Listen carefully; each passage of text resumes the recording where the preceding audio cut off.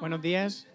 Para quien no me conozca, aunque creo que me conocéis todos, soy Joaquín Gómez, director del Instituto de Fomento de la Región de Murcia, coorganizador de este ciclo de jornadas, el ciclo Desafíos, que hoy llega a su quinta jornada con un ponente de lujo que ahora va a presentar el presidente de Adimur, que es una de las entidades que colaboran con nosotros en la organización de este ciclo y a las que quiero recordar porque sin ella no hubiese sido posible su desarrollo. Adimur, la Asociación de Jóvenes Empresarios, el Colegio de Ingenieros de Telecomunicaciones, el Círculo de Economía, el Colegio de Economistas y la Fundación Isaac Peral.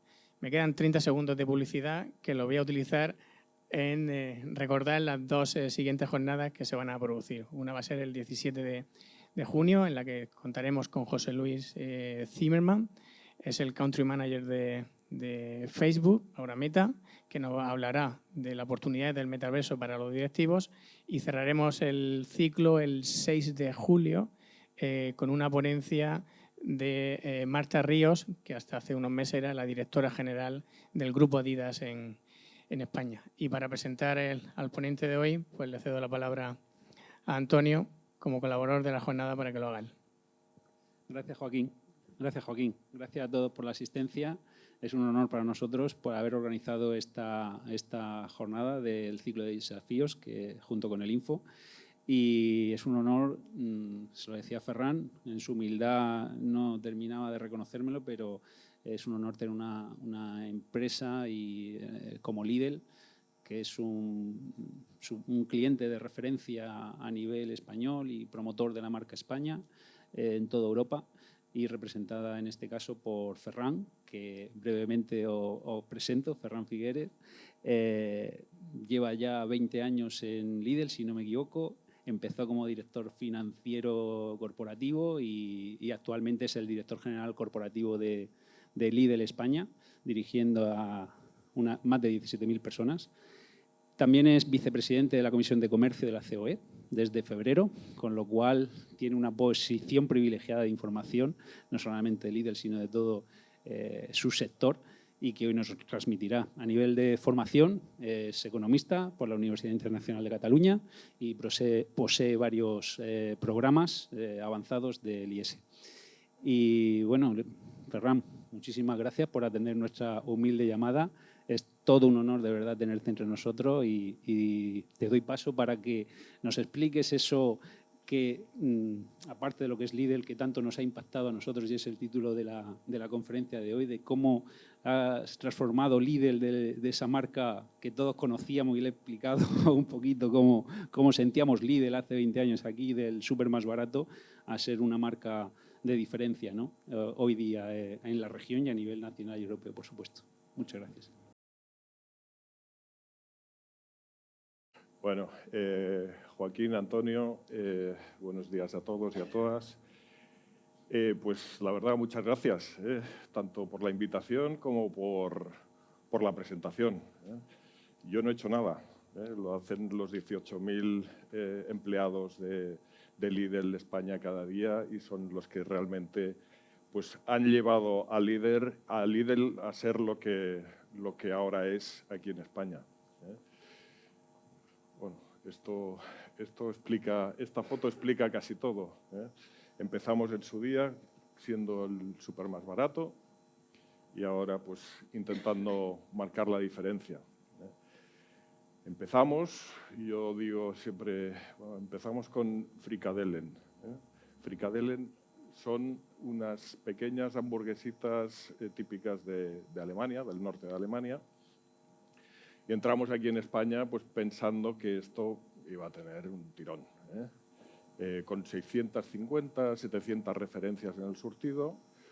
Arrancamos pues, nuestra andadura aquí en España, pues, como decía, con un surtido bastante importado. Frikadellen, pensábamos que esto se iba a vender pues, como en Alemania. Y de ahí a marcar la diferencia pensando más en el consumidor de aquí y acabando pues, con la estrella de Levante o 1.000 productos que finalmente tenemos que son de la región, de aquí. Y ese paso, pues al principio nos costó un poco, los primeros años incluso nos, digamos, confundió un poco el éxito inicial. Los primeros 3 o 4 años, la verdad es que tuvieron mucho tirón, probablemente también por la novedad. Pues digamos que vimos que el tema arrancaba. Pero luego, probablemente, pues también los clientes volvieron a las enseñas tradicionales o las enseñas que ya estaban en España. ¿Por qué? Precisamente porque tenían el surtido adaptado al consumidor español. Y esa es la evolución que hemos ido haciendo. Pasamos primero por una etapa de surtido más nacional para finalmente llegar a un surtido realmente regional. Es decir, más arraigados al territorio, más kilómetro cero, más de aquí. Y también pasamos en su momento de ser aquellos alemanes que importan todo a ser realmente puente para muchos proveedores, unos cuantos que hay incluso representados aquí hoy, puente, como decía, de exportación de producto, puente para muchas marcas españolas que nos utilizan a nosotros como acceso al mercado europeo principalmente para venderlo en nuestras más de 13.000 tiendas. Y eso es la historia de éxito de muchos proveedores nuestros que empezaron en su día pues, vendiendo pues, la referencia para la región de Murcia o para otras regiones, luego fueron ampliando sus entregas y ventas a toda España y finalmente pues, entraron en las tiendas europeas pues, vía in and outs que en el momento se generaban, como la Semana Española y demás, y luego ya como proveedores de surtido fijo en todas estas tiendas.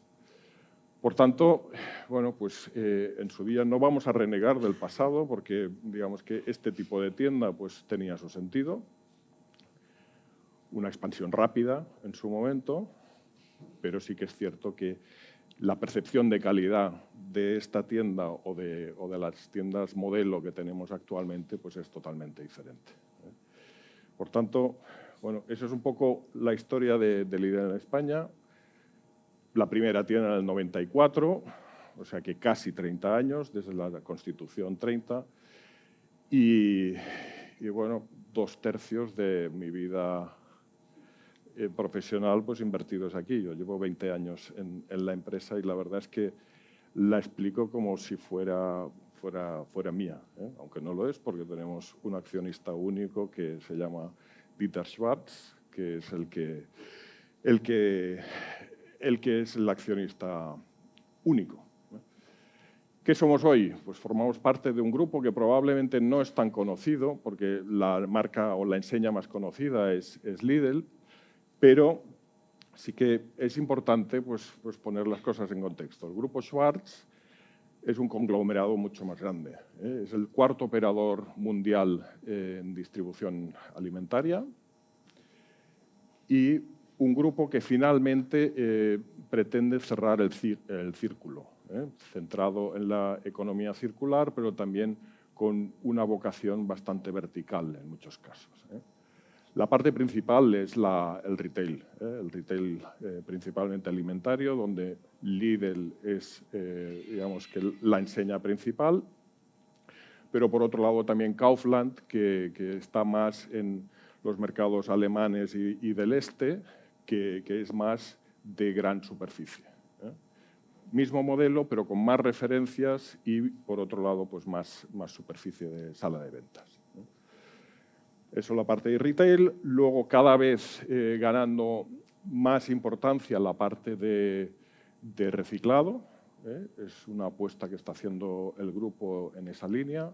La marca PreZero es la que se dedica a todo este sector y probablemente habréis visto pues, compras de Suez en Europa o la parte de Ferrovial que compramos hace poco de Cespa, que es toda la organización de reciclado en España del grupo Ferrovial. Por otro lado, una rama que cada vez también es más importante, que es la de producción, plantas de chocolate, plantas de helados, de pan, de refresco, digamos que para garantizar en algunos casos y en según qué mercados, pues capacidades principalmente y marcas de referencia. En ese sentido, pues digamos que esa es un poco la orientación. Y luego, aquí pone Schwarz Dienstleistungsgesellschaften. Los alemanes con 3 palabras hacen una, pues eso es las sociedades que dan servicio. Las sociedades que dan servicio principalmente al grupo, pero ya últimamente con la vocación también de vender esos servicios. Y 2 ejemplos que pronto van a ser noticia es, por un lado, la nube, que digamos que toda la estructura para nube del grupo ya está hecha y ahora se va a comercializar, pues de momento a pequeña y mediana empresa en Alemania, pero organismos públicos en Alemania y otras instituciones que, digamos que bajo el paraguas de, sobre todo, dar seguridad al que pone a disposición sus datos en nuestra nube. Criterios más europeos, más que americanos o chinos, y que probablemente en ese sentido pues tengan buena aceptación. Y otra rama va a ser todo el tema de ciberseguridad. El grupo acaba de comprar hace unos meses una empresa israelí de ciberseguridad, que ahí también pues vamos a vender ese tipo de servicios. Es decir, que digamos que el abanico de producto no es únicamente lo que es el retail, sino que también cada vez hay más en el conglomerado. 33 países, más de 500.000 de empleados, más de 133.000 millones de venta, de los cuales unos 100.000 es líder, luego lo explicaré, y más de 13.000 tiendas en toda Europa, principalmente toda Europa, porque digamos que es nuestro mercado principal. Hemos iniciado la aventura en Estados Unidos, pero de momento aún está en sus inicios. No llega a 200 tiendas, por tanto, digamos que es el país que la mancha parece muy grande, pero estamos en la costa este arrancando. Sí que en Europa pues estamos casi en todos los países principales de la parte occidental, pero también yendo ya a muchos países del este, y creemos que aún sigue habiendo mucho potencial de crecimiento en esos propios países. Un ejemplo claro es aquí en España, donde ya veréis luego que aún tenemos recorrido por delante. Y luego unas oficinas en Hong Kong que, digamos que principalmente se dedican a gestionar todo lo que es la compra en el mercado asiático de, pues, principalmente todo el bazar que ponemos a la venta en nuestras semanas temáticas. Si bajamos un poco más el zoom, aquí en España somos más de 17.000 empleados, más de 650 tiendas, con 11 plataformas logísticas y proyectos de otras adicionales a un ritmo casi de una plataforma por año. Y ya os puedo dar el dato actualizado de nuestro último cierre, que será por encima de los 5.000 millones de venta aquí en España. Como veis, también una distribución bastante capilar en lo que se refiere a las plataformas logísticas y también a nivel de tienda. Pero también es cierto que con 650 aún vemos potencial de crecimiento para acercarnos algún día a las 950, 1.000 y algo. Es decir, que aún tenemos potencial de crecimiento, lo cual, digamos que para los que trabajamos aquí en España, pues digamos que son noticias optimistas y yo diría que depende de nuestro propio trabajo el ir avanzando.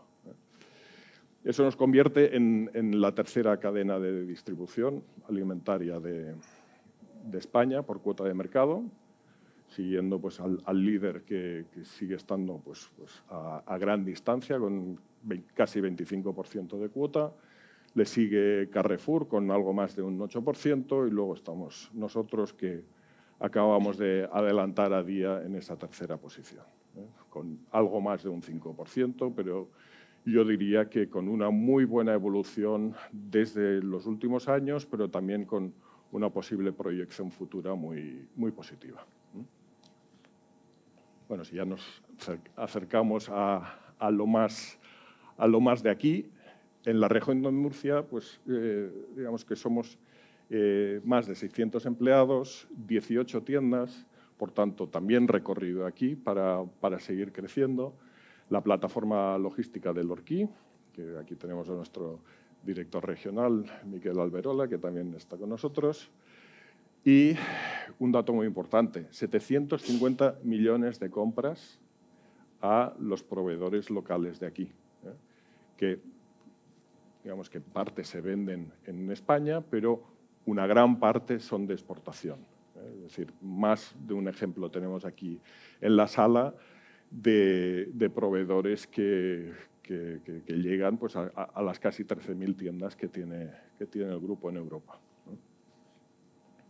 Más de un 75% de esos 750 millones son de exportación. Bueno, quizá os interesa más saber el cómo hacemos todo esto. Yo diría el tema precio está en nuestro ADN y a eso no vamos a renunciar nunca. Precio, o mejor dicho, relación calidad-precio. Ahí queremos ser los mejores y ahí queremos ser imbatibles y que se nos reconozca por eso. ¿Cómo lo hacemos? Pues eso es un poco nuestro secreto, porque vender barato es muy fácil, pero vender barato con calidad, eso ya es más complicado. Y eso es el corazón de nuestro negocio. El corazón de nuestro modelo es, por un lado, un surtido optimizado, otros lo llaman surtido corto, otros lo llaman pues, muy reducido. Nosotros lo llamamos selección de productos para nuestros clientes, que digamos que es optimizado, pero también es relativamente corto si lo comparamos con otros operadores. Estamos hablando de que ahora actualmente nuestro surtido fijo son unas 2.400 referencias, que comparado con el siguiente, pues es una tercera parte casi. Pero es que comparado con un hipermercado, pues que puede estar por encima de las 40.000 referencias, pues es un abismo. Y ese es un poco nuestro secreto, porque el surtido optimizado es el corazón sobre el que pivota todo el resto del modelo. Los 4 pilares que tenemos pivotan sobre precisamente tener pocas referencias. ¿Por qué? Porque esas pocas referencias nos sirven para que las compras agregadas que hacemos en España, pero pensando para todo el grupo, pues una, economía de escala, pero 2, concentración. Es decir, un proveedor que negocia con nosotros vender gazpacho, pues sabe que no va a tener mucha competencia en nuestros lineales. Va a ser una de las referencias principales. Y, por tanto, pues, la posible facturación que hay detrás de esa sola referencia pues es mucho más elevada de lo que pueda ser alguien que la tiene que repartir en esas 40.000 referencias. Por tanto, ese es un eje principal. Y la fuerza que nos da pues, la economía de escala de las 13.000 tiendas pues es la segunda pata. Y las otras 2 están muy relacionadas con la eficiencia. Es decir, pensamos los procesos, nos los cuestionamos de arriba abajo, digamos que ahí el espíritu de la mejora continua alemana, pues afinando en todo lo posible, pues está presente en nuestra cultura y procura precisamente pues, que todo tenga un sentido y que todo sea pues, lo más óptimo y eficiente posible. Todos los procesos están pensados en ese sentido. Pero vuelvo a lo que es el surtido corto. Nos permite que ese gazpacho llega del proveedor y en muchos casos se pone a la venta para nuestros clientes sin manipulación. Gazpacho probablemente sí, porque tiene que ir a nevera y porque habrá que poner o el medio palet o la caja pues, en la nevera. Pero hay muchos otros que del proveedor pasan por nuestro almacén y directamente a tienda, con poca manipulación. Y eso es una eficiencia clara en todo el proceso. El reponer en los estantes una a una pues, las botellas, pues eso digamos que encarece mucho porque el coste de personal pues, se nos iría por ahí. Es decir, que la eficiencia en proceso vuelve a estar relacionada con lo que he dicho al principio. Y luego, el cuestionarnos cada gasto. Quizá en la foto anterior, la de blanco y negro, éramos el extremo absoluto de pensar que ningún gasto que no sea valorado por el cliente tiene sentido. Es decir, todo aquello que el cliente no percibe, hay que cuestionárselo y hay que ver si realmente tiene razón de ser. Y a partir de ahí, pues es un tema muy cultural. Recuerdo en su día, hace 20 años, que cuando yo quería cambiar un bolígrafo tenías que entregar el viejo. Probablemente exagerado, pero son señales que te quedan. Es decir, el decir cómo es que no has hecho la fotocopia a dos caras, eso al final queda. Y mantener eso es lo complicado y culturalmente pues, se nos ha diluido un poco el mensaje, porque bueno, pues claro, esas tiendas pues, también dan otro mensaje. Pero sí que es cierto que eso conviene cuidarlo, porque si no luego se te desvirtúa mucho. No renunciar a calidad. Yo creo que aquí los que sois proveedores nuestros, tanto de producto como de servicio, pues sabéis que es una premisa importante para nosotros. No renunciamos. Luego discutimos de precio, pero primero marcamos lo que queremos. Y normalmente la referencia es la primera marca del sector. Y a partir de ahí sé que los compañeros de compras no son fáciles, son especialitos, habrá sus más y sus menos, pero también yo diría que en el 90 y largos % de casos, siempre puede haber excepciones, cumplimos con lo que firmamos o con lo que acordamos estrechando la mano. Certificaciones, las que queráis y más. Ahí, desde la cadena de frío hasta las propias certificaciones de calidades de producto, hay mucho más de lo que probablemente estemos comunicando. Y la experiencia de compra también marca la diferencia. Los que habéis pasado alguna vez por nuestras tiendas, pues digamos que podéis certificar que no son tiendas al uso, que no es la compra de cada día que siempre es la misma. El lunes y el jueves cambia una parte de nuestro surtido, el in and out de bazar, que cada semana pues, sorprendemos o intentamos sorprender a nuestros clientes. Pero luego tanto las ofertas como las acciones de food que podamos hacer o las campañas de Navidad, el tema de Lux o muchas otras campañas que hagamos durante el año, pues procuran hacer una experiencia diferente. La experiencia del cliente que al entrar pues intentamos sorprender. No queremos ser aburridos, sino que intentamos sorprender a nuestros clientes. Los pasillos cambian, la experiencia cambia, cada día estamos proponiendo cosas nuevas, incluso técnica o tecnológicamente. Alguno de vosotros debe conocer también la aplicación Lidl Plus, pues ahí también procuramos ser muy activos. Y por otro lado, el eje de sostenibilidad. Es muy fácil hablar de sostenibilidad y colgar 4 certificados de que lo haces bien y ya está. Como decía, es igual que la calidad de los productos o las certificaciones de calidad. Yo diría que comunicamos, o mejor dicho, los medios nos recogen probablemente el 15 o el 20% de todo lo que hacemos.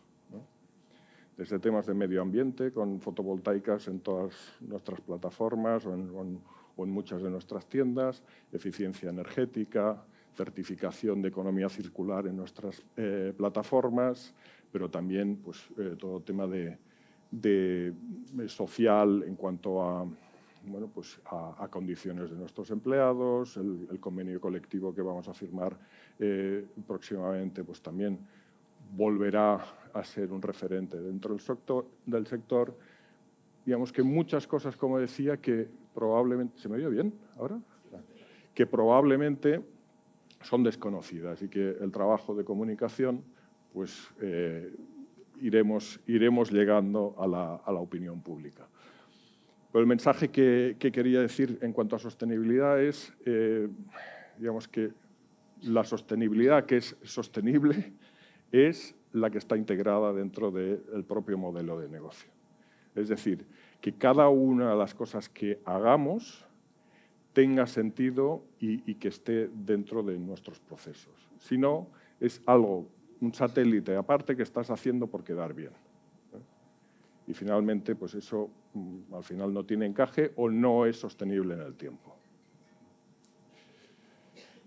Bien, pues ahora un poco de historia, sin ánimo de aburriros, y iré rápido en todo caso, pero igual alguno de vosotros se acuerda de nuestros primeros anuncios cuando entramos aquí en España.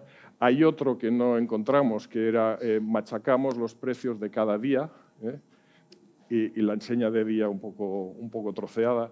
Bueno, quizás no era el momento de provocar aquí en la sala, pero sí que una comunicación muy directa orientada en el precio, acompañada de un inmueble pues, muy austero, orientado a poder hacer una expansión rápida. Es decir, que nos pusimos rápidamente en pocos años con 300 tiendas en España. Y por otro lado, pues, unos pasillos pues, muy orientados al seco, con casi 100% de marca de distribución y gran parte pues, en palets. Esa era nuestra propuesta.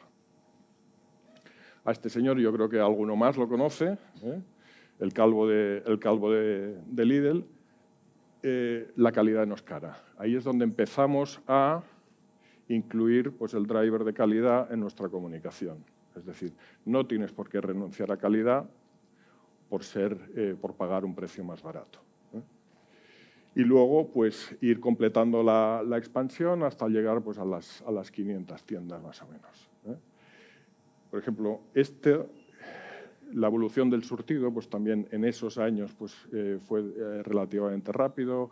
Incorporamos la carne fresca, el pescado, el pan en su día con un horno que digamos que no tiene nada que ver con lo que estamos ofreciendo ahora, pero era sus inicios y de hecho digamos que nació aquí en España para luego pues, tenerlo en toda Europa. Bueno, empezamos a completar el surtido y a llegar pues, a las más o menos 2.000 referencias. Los siguientes años son también muy centrados en sostenibilidad, es decir, todo el tema de plásticos y demás, con unos lineales y unos pasillos pues, mucho más amplios, una experiencia de compra más agradable, más percepción, entendemos, de calidad también. Y, por otro lado, ir incorporando en el surtido familias nicho que otros no tienen. Por ejemplo, nuestro surtido bio está sobreponderado sobre nuestra cuota media en el sector alimentación. Si tenemos un 5,5% de cuota en España, pues en lo que es la parte de bio estamos por encima del 13%, creo.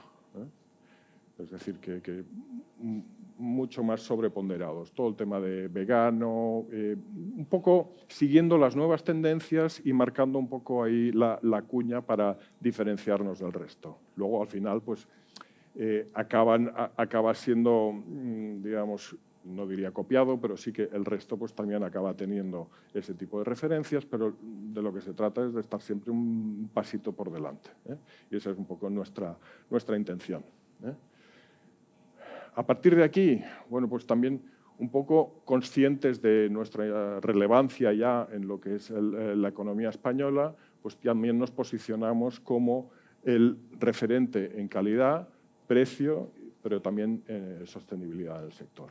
Es decir, eso es un poco nuestras líneas de actuación actuales y donde creemos que nos podemos, en algunos casos, diferenciar del resto. El modelo de tienda, pues ya lo veis, yo creo que transmite mucho más la calidad que tienen nuestros productos. Al final, la calidad pues, es un tema de percepción también. En su momento, nosotros estábamos seguros de que nuestros proveedores nos estaban dando muy buena calidad en todas nuestras referencias, pero sí que es cierto que pues, la comunicación pues, tenía que evolucionar, nuestra publicidad tenía que evolucionar, el propio inmueble pues, tenía que evolucionar para que el cliente cuando llegara pues, se esperara también otra cosa, tanto desde fuera como desde dentro. Y eso es un poco lo que hemos ido haciendo en los últimos años. Un gran trabajo de, por un lado, llevarnos todas aquellas tiendas de blanco y negro a este modelo de tienda, que ha sido un trabajo arduo de muchos años, y por otro lado, haciendo una expansión hasta la fecha bastante selectiva, en el sentido de siempre buscar las mejores ubicaciones y, digamos que con una zona de influencia que garantizara pues, que las ventas de esa tienda estuvieran siempre por encima de la media de las existentes. Eso fue un poco nuestro mantra en esa época y lo sigue siendo hasta la fecha. También es cierto que para llegar a 1000 tiendas pues tendremos que ir empezando a crecer en aquellos municipios donde aún no estamos presentes. Pero yo diría que eso es un poco el tema. Estuvimos pues, unos cuantos años haciendo lo que diría limpieza de portfolio, de todas esas tiendas, tanto de la primera versión, que es la de blanco y negro, como aquella que nosotros la llamamos la Casa de la Selva Negra, porque tenía ese techo a dos aguas con las baldosas y tal, creo que está en alguna foto esta. De estas creo que nos quedan muy pocas y de la anterior no sé si una o dos porque están previstos cerrar. Y luego, como decía al principio, pues también muy orientados a la parte regional, conocedores de nuestra responsabilidad también en el sector y sobre todo pues en el primario, pues estamos haciendo muchos temas relacionados con los productores de la región. Un ejemplo de ello es el aceite de oliva virgen extra de olivar tradicional, que hemos impulsado recientemente. Muy bien, pues como resumen, nuestro compromiso con España pues, viene de lejos, pero ahora, en esta época que probablemente se nos viene por delante, pues muy conscientes de nuestra responsabilidad y, por tanto, digamos que estaremos aún más comprometidos con el país, tanto a nivel económico, a nivel empleo, como sostenibilidad, como en la propia sociedad, en el Producto Nacional, como comentaba antes, pero también en cuanto a cliente, que seguro que en esta época que nos viene por delante, pues también agradecerá que nosotros hagamos un esfuerzo en los precios de venta. Así 4 datos que os ayuden pues, a ponerlo en el contexto. Hemos invertido 350 millones en inmuebles en el 2021. Previstos para el 22, pues vamos a tener unos 400. Llevamos unos cuantos años por encima de los 300 millones por año y ahora vamos a ir pues, alrededor de los 400 en los próximos. La aportación al PIB, pues más de 6.500 millones en el 2020, el año que tenemos certificado por PricewaterhouseCoopers. La siguiente pues ya lo actualizaremos. Y más de 68.000 millones aportados al PIB desde que empezamos aquí en España. Un dato importante, y es un poco el factor multiplicador, es decir, de cada euro que nosotros generamos de beneficio en el país, generamos 18,6 de PIB. Eso no es muy habitual en empresas, ni tan solo en el sector, sino tampoco en el resto de sectores. Es decir, que es un dato muy importante. Finalmente, pues un 0,64 a nivel nacional, pero probablemente una de las razones por las que estoy hoy aquí es porque Antonio vio que éramos el 2,14% del PIB de la región de Murcia. Es decir, por detrás de Almería, la región de Murcia es la segunda comunidad de impacto relativo nuestro en el PIB. En gran parte debido pues, a todo lo que se exporta al resto de Europa, pues en fruta y verdura. Somos el primer cliente de la huerta española. Suponemos el 14% de la exportación de toda la fruta y verdura a Europa. Y, por tanto, es una de las partes importantes del por qué se genera ese 2,14 o el 3,24 en Almería. Pero a nivel de empleo, pues los datos están muy relacionados. En el 2021 creamos 500 nuevos puestos. 2022 tenemos previsto pues, crear 1.000 más. Y en los últimos 5 años hemos incrementado la plantilla en un 36%, con más de 5.000 nuevos empleos. Aquí, de nuevo, pues Murcia está sobreponderada por la misma razón. Empleo directo, indirecto e inducido, pues con un 2,05. Y de media en España, pues el 0,72. Y la compra de producto nacional, pues cada vez más. Digamos que en ese sentido pues pasamos de aquellos alemanes que importan producto para venderlo en España a generar una balanza comercial positiva en todo lo que es el producto nacional. Evidentemente que seguimos importando pues, el bazar de Asia o algunos productos de otros países de Europa, pero la balanza, como decía, es mucho mayor lo que se compra aquí de lo que nosotros importamos.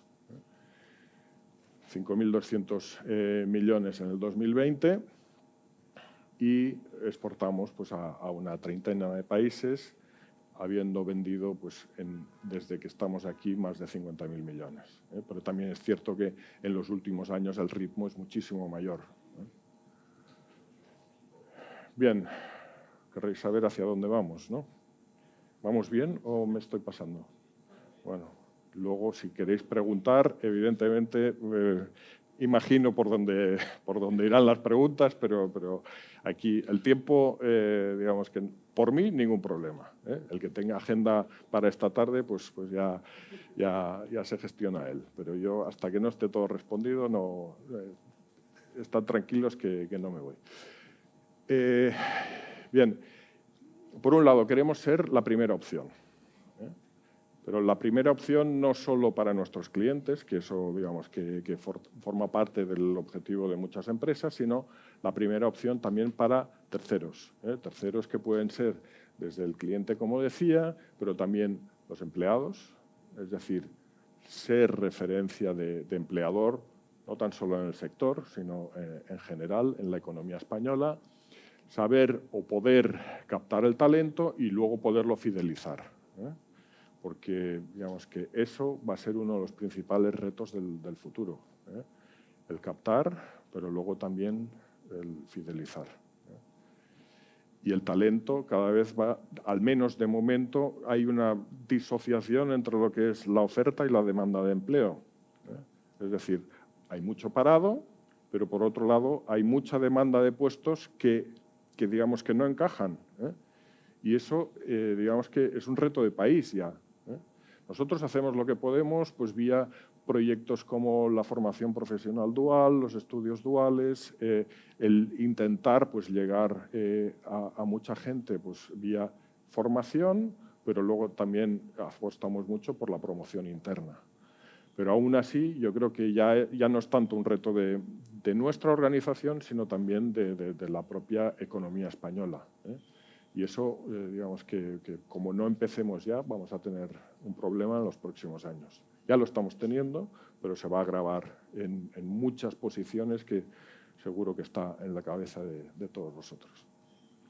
Ser referencia también para nuestros proveedores, los existentes y los que puedan venir, como partner, digamos, que fiable, que genera confianza, que genera relaciones a largo plazo, que realmente cumple con sus compromisos.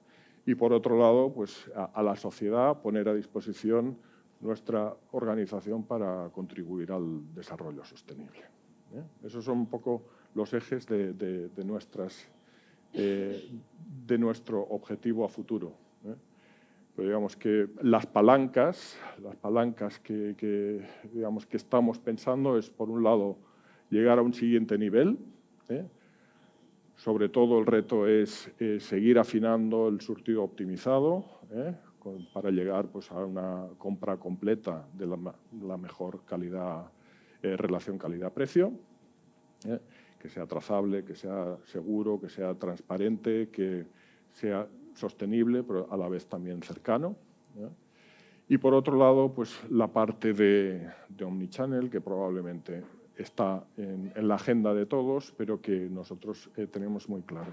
Y no orientado a si vendemos en la tienda o vendemos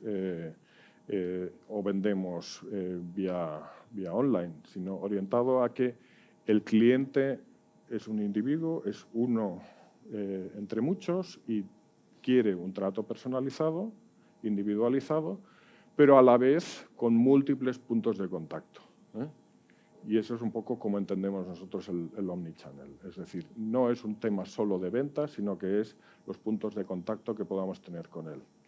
Será la tienda física, será la página de e-commerce, pero también puede ser nuestra aplicación de Lidl Plus de fidelización, o también puede ser incluso nuestra línea de atención al cliente. Pero múltiples puntos donde creemos que aún podemos mejorar y donde el compartir esa información para dar una experiencia individualizada a cada uno de los clientes y ofrecerle lo que realmente quiere, pues ese es un poco el reto. Y por otro lado, pues lo que probablemente sea común a todos los que estamos aquí en la sala, ir trabajando el tema de digitalización, y bueno, pues no perder el tren, porque al final se trata de que esto avanza sí o sí. Por tanto, automatización y robotización en nuestros procesos, que en parte pues habrá que pensar en lo que es la gestión del talento para reciclar a todos aquellos que en un momento dado puedan ver afectado su puesto de trabajo. Con la expansión que tenemos, no tenemos que pensar en reducir puestos, pero sí en reorientarlos. Y probablemente eso exigirá un trabajo uno de cultura, pero otro de capacitación para las nuevas funciones. El trabajo en tienda en los próximos meses, años, va a ser totalmente diferente. El trabajo en almacén también lo va a ser, pero en las oficinas centrales pues también estamos viviendo muchísimos cambios. Y la pandemia no ha hecho más que acelerar todo este proceso. Por tanto, hay un reto importante.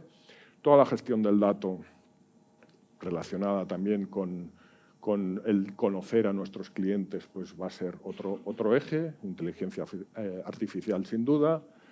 El blockchain y criptomonedas, pues yo diría criptomonedas vamos a seguir observando. Ya veremos hacia dónde va, pero digamos que siempre tienes que estar pendiente. Pero, por otro lado, el tema de blockchain, más de uno de vosotros estará ya en algún proyecto de certificar toda la cadena, si es por denominación de origen o si es 1.000.000 procesos que pueda precisamente certificar este tipo de tecnología. Por otro lado, pensar en la tienda digital, estar cercano a lo que, bueno, he visto que una de las ponencias va a ir de esto, estar cercano a saber hacia dónde va esto de que nos están diciendo el metaverso, qué quiere decir y cómo puede ser eso ligable a nuestro modelo o qué es lo que podemos ofrecer. Bueno, ahí yo diría que es más un tema de estar pendiente y de no perder el tren. En definitiva, todo enmarcado en seguir siendo fieles a nuestro ADN, que es la esencia del modelo. La esencia del modelo que no deja de ser sencillez y simplicidad de todos nuestros procesos. Porque si nos desviamos de eso, ya no somos nosotros. Yo, en estos 20 años, he pensado muchas veces, ¿copiar a Lidl es posible? Y copiar partes, sí. Copiarlo todo, yo diría que hay que ser Lidl. Porque es que es un puzzle con muchísimas piezas y todas están engarzadas y a la que falla una, evidentemente, pues se desmorona el resto, pero que copiar eso es muy complicado. Hay muchos temas que están interrelacionados. Habéis visto, o he procurado al menos explicaros que cómo liga todo, pues eso es muy complicado. Es un modelo que algún directivo en su momento dijo que era perfecto, y que estaba por encima de las personas y de los clientes. Lo dijo un exdirectivo. Ahora, y desde hace un tiempo, estamos convencidos de que si ese modelo además lo convertimos en customer-centric, es decir, centrado en los clientes, pero apoyado sobre todo en nuestras personas y en nuestros equipos, entonces yo diría que podemos afrontar el futuro con optimismo. Con mucho trabajo, pero sí mucho optimismo. Y yo creo que en esa línea creo que podemos marcar la diferencia. Hasta aquí, muchas gracias.